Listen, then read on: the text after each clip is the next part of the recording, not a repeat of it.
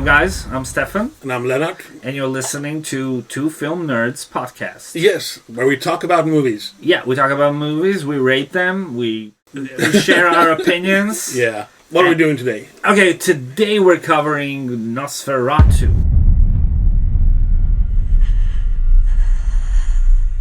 Come to me. Come to me. Hear my call. Come to me.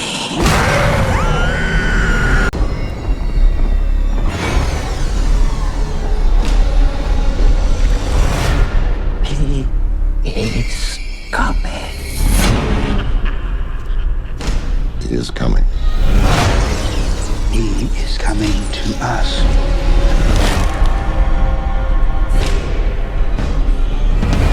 He's coming.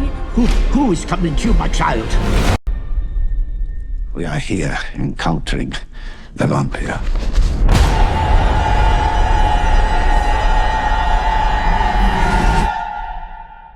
Nosferatu.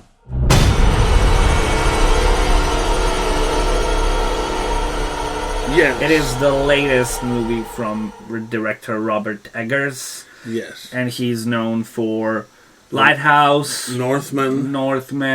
What else? The Witch. Yeah, That's all.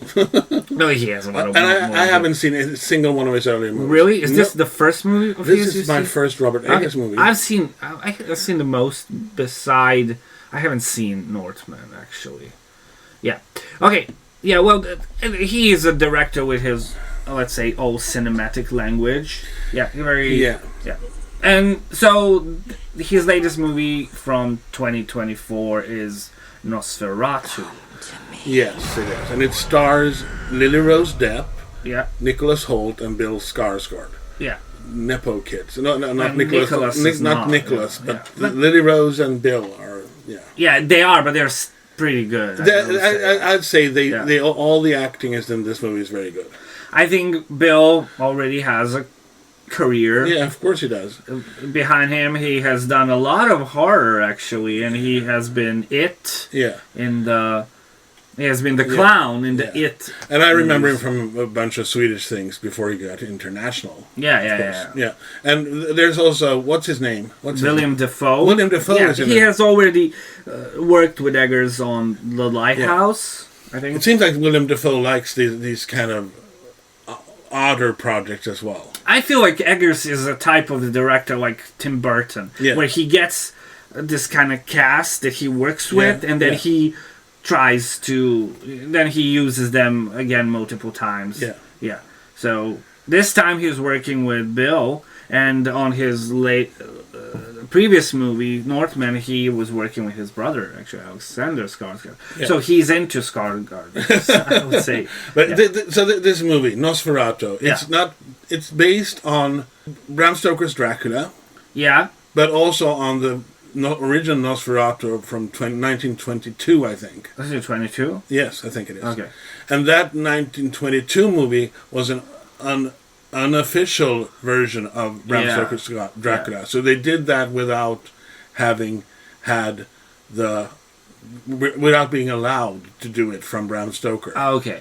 So it's like, what do you call that? Unofficial. Unofficial, yeah, sort of. So, and this version unauthorized. It's unauthorized, yeah. So this version is sort of like a hybrid between those two stories. Yeah. It does remind. I haven't read the book. You did. Yes, I did. Yeah, but I reminds me a lot.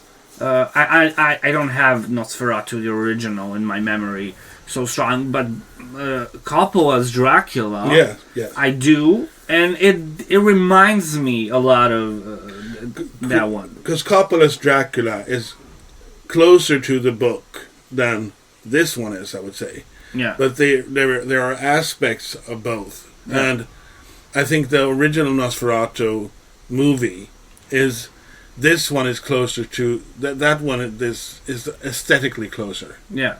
The way it looks. It feels like, this feels like an old movie in a lot of the ways it looks. Yeah. So, what are your thoughts about the movie itself? We know the runtime is over 2 hours. What do you feel? It's 2 hours, 20. Yeah. 12 minutes. I feel that it's... I had big expectations for this. And it didn't quite live up to it. I don't know why. I found it scary. Okay. I found the Count very scary. Okay. And but I found the story was very... It was a bit all over the place, in my opinion. Yeah. I felt that it lacked like a linear story, but then again, everything was shot like very beautifully, and it was more an aesthetic movie than a story movie, in my opinion. Yeah. I don't know. So yeah, but I can't say it was okay. It was okay, but if you have the expectations of seeing an art horror movie, you would love this. Yeah, well, I didn't have any expectations because when they announced that they are making it or they are about to release it, I felt like this movie is not necessary. You know, that's how I feel about these stories. Like, also, I have to say, like Frankenstein. Yeah. And the stories we know and we've seen so many times. So I always ask myself, do we really need another version? Another director's, just vision of the story? I would say no for this Nosferatu. And, I like that it's kind of grim. The cinematography is very gray, dark. You're expecting that from that kind of story. It's almost black and white. Yeah, it's almost black and white. Exactly, exactly. But it feels unnecessary and it feels prolonged. I don't think this movie should have been 2 hours. I don't. There's not. You have like jump scares. A bit of blood. I mean, not a bit. I mean, you have blood, right? So if you're into that, you get that. But there's so much... There's so much visual build-up for things. Exactly. There's so much art, like what I would call arty-farty stuff. Yeah. I mean, if we want to just put it like that. But yeah, sure. So, I don't know. I kind of... It is divided between what should be a movie that critically acclaimed movie, and something that would satisfy the fans. The